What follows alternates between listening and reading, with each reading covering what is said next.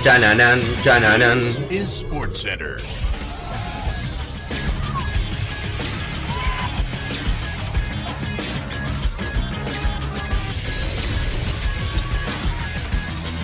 Hola gente, ¿cómo andan? Un saludo grande para todos, yo soy San y hoy les traigo un nuevo video. Hoy vamos a estar hablando acerca de las insólitas reglas que Estados Unidos intentó implementar en el fútbol para cambiarlo y terminó fracasando.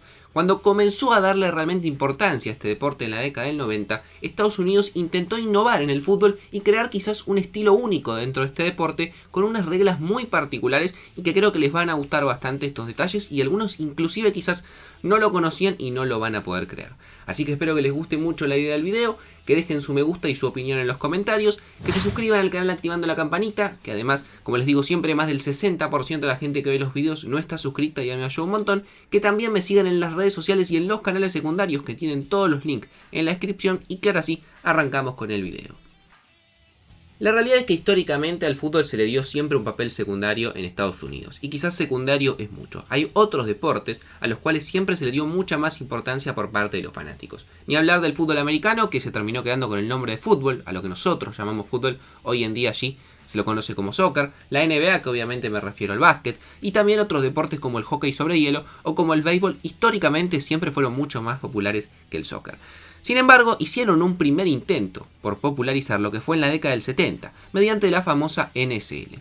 Allí llevaron grandes figuras, replicaron un modelo que después se vería años más tarde en un montón de países también, sin mucho arraigo al fútbol. Llevaron a jugadores como Pelé al New York Cosmos, llevaron también a Franz Beckenbauer, llevaron a Cruyff, por mencionar algunos de los jugadores más importantes que pasaron por la NSL, pero ese primer intento fracasó rotundamente.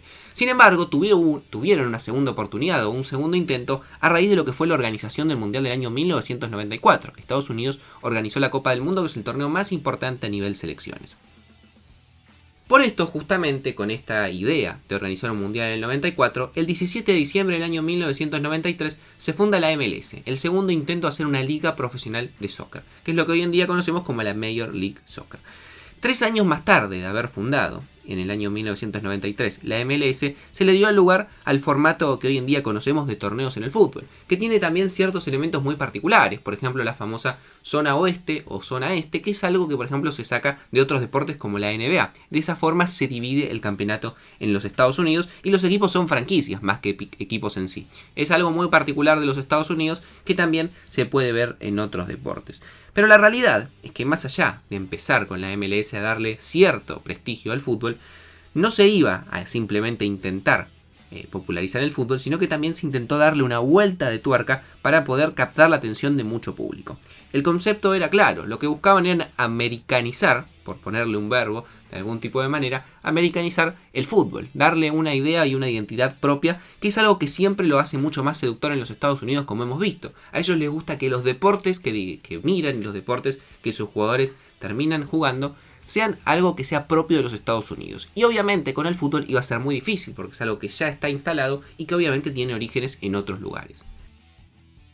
Se buscó un torneo seductor, diferente al resto, único, básicamente un fútbol alternativo, como les decía antes, americanizar al fútbol. Volverlo un show, básicamente, como pasa con la gran mayoría de los deportes que son tan populares así.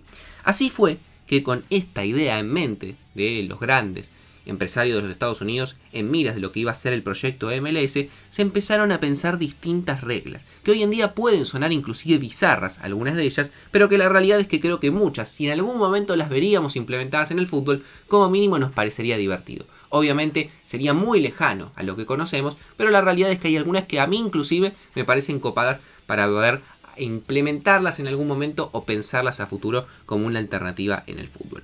Vamos a estar repasando algunas de ellas, la gran mayoría nunca ni siquiera se llegó a aplicar, pero vamos a ver después que hay 3 puntualmente que sí llegaron a aplicarse en el fútbol de los Estados Unidos y el resultado que tuvieron. Por ejemplo, una de las ideas que pensaron que querían implementar en el fútbol y que nunca se terminó implementando ni siquiera en la MLS son los famosos laterales con los pies. Obviamente, hoy en día los laterales se realizan con la mano, los famosos saques de banda. Sin embargo, lo que se buscaba en ese momento, o la idea que decían que tenían con los laterales realizándolos con el pie, era buscar ampliar el rango de las jugadas. Obviamente, con la mano tenés una cierta distancia en la cual puedes tirar la pelota, pero con el pie es mucho más amplia. Pero la realidad es que eso nunca se terminó implementando y sí en algún momento lo vimos fuera de la MLS en torneos amateurs o torneos juveniles, y también hoy en día es un proyecto que la FIFA lo tiene pensado para implementar en algún momento, aunque la realidad es que por ahora parece bastante lejano. Otra de las ideas, creo yo, de las más locas que se les ocurrió cuando fundaron la MLS era poner la línea final detrás del arco. Es decir, que no termine el campo de juego donde están los palos del arco, sino que atrás. Algo que podemos ver, si alguna vez han visto este deporte, en el hockey sobre hielo. Los jugadores pueden pasar por detrás del arco y en ese caso, digamos, el disco, pero en este caso sería la pelota, sigue en juego y siguen jugando el fútbol o el deporte en ese caso como si nada. Obviamente esta idea también nunca tuvo mucho arraigo y no se terminó implementando, pero era una de las reglas que querían para poder hacer más llamativo el fútbol. Otra también bastante particular era la de agrandar los arcos, es decir, que las medidas estándar que se han utilizado durante muchos años en el fútbol, cambiarlas para que los arcos sean aún más grandes. ¿Cuál era el argumento que decían de esto? Bueno, decían que las medidas que tenían los arcos actualmente venían o provenían de hace más de 100 años y que en ese momento las personas y puntualmente los arqueros eran de medidas bastante más chicas, que hoy en día hay arqueros de casi 2 metros o que inclusive superan esa estatura, por lo cual se podría ampliar los arcos para que haya más probabilidad que las jugadas terminen en gol. Y otras dos reglas que yo puntualmente he visto, por ejemplo, en un deporte como la NBA, en el básquet, era poder implementar los tiempos muertos, es decir, que el técnico pudiese pedir si a su equipo le metían un gol, o si lo veía muy atrás, o si no lo veía bien dentro del campo, pedir una pausa en la cual por 1 o 2 minutos le pudiera dar algunas indicaciones a su equipo para poder reorganizarse. Y también la de cambiar la cantidad de tiempos, en vez de que sea solamente 2 partes, un partido de 45 minutos cada una, que sean 4 de 22-23 minutos cada una. Lo que se buscaba acá era agregar shows en el medio, que es lo que se hace en la NBA habitualmente, y además también darle un descanso a los aficionados para que puedan cada 20-25 minutos poder salir y tomar algo, tomarse un descanso, que quizás 45 minutos seguidos se hacía muy monótono para la idea de lo que era la MLS. Sin embargo, estas 5 reglas que les mencioné, algunas más bizarras que otras, jamás se implementaron ni siquiera en el fútbol. Simplemente fueron ideas que se terminaron archivando. Sin embargo, hay otras 3 que sí se llegaron a aplicar en el fútbol de los Estados Unidos y vamos a repasar un poco cómo fue su historia, cuánto tiempo duraron y cuál fue el resultado que tuvieron en este fútbol. Por ejemplo, una de las reglas que se aplicó fue la del tiempo a la inversa. Los 2 primeros años que se jugó la MLS tuvo como campeón al DC United, un equipo muy joven que parecía una de las grandes revelaciones. En esa época en la cual se jugaba los primeros años de esta nueva liga, la normativa vigente pactaba que el partido no terminaba cuando se llegaba a los 90 minutos más el tiempo extra y que el árbitro tenía la potestad de que quizás si un jugador se tiró o hacía tiempo, poder extender aún más ese tiempo extra con el famoso 1 o 2 minutos más, sino que el partido se terminaba cuando el cronómetro llegaba a 0-0-0, es decir, no había mucho lugar a la duda. Cuando el cronómetro llegaba a 0, el partido se terminaba y punto. Pero obviamente, para que esto no pasara, que hicieran tiempo y que el cronómetro llegara a 0, cada vez que la jugada se paralizaba, ya sea porque había un córner, porque había una falta o porque un jugador se tiraba, el partido y el cronómetro se detenía. Es decir, lo que buscaba era ampliar aún más el tiempo neto de juego. Esto también se ve, por ejemplo, en la NBA, que el cronómetro corre hacia atrás y no hacia adelante. Sin embargo, esto duró hasta el año 1999 y después terminó quedando en desuso y se terminó aplicando el formato que hoy en día vemos de que el cronómetro va hacia adelante y no a la inversa. Sin ningún tipo de duda, si me tengo que quedar con una regla de la MLS que me parece muy interesante, no sé si reemplazar por lo que hoy en día conocemos, pero que me parecería interesante verla, es los famosos penales australianos. Un sistema muy conocido en el hockey, también conocido como shutouts, en el cual lo que se buscaba en ese momento en Estados Unidos era romper con los empates. Cada vez que había un partido de la MLS que terminaba en empate, venían estos shutouts. Porque en Estados Unidos, como hemos visto en algún que otro video que repasé de cómo es el público allí, no le gusta que los partidos terminen 0-0 o 1-1, sino que quieren que en cada uno de los encuentros haya un ganador, que es lo que pasa en la gran mayoría de los deportes ahí.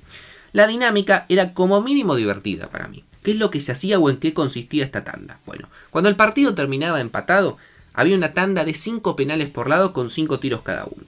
Los penales no se pateaban como hoy en día lo conocemos, de los famosos 12 metros, sino que lo que se hacía era patear penales desde 32 metros. Pero no es que lo pateaban, pues si no era imposible que entrara, sino que el jugador tenía 5 segundos para correr, acercarse al arco e intentar lo que quiera, ya sea patear desde donde quiera, ya sea regatear al arquero, ya sea picarle la pelota, podía hacer lo que quiera, pero tenía 5 segundos para meterle un gol.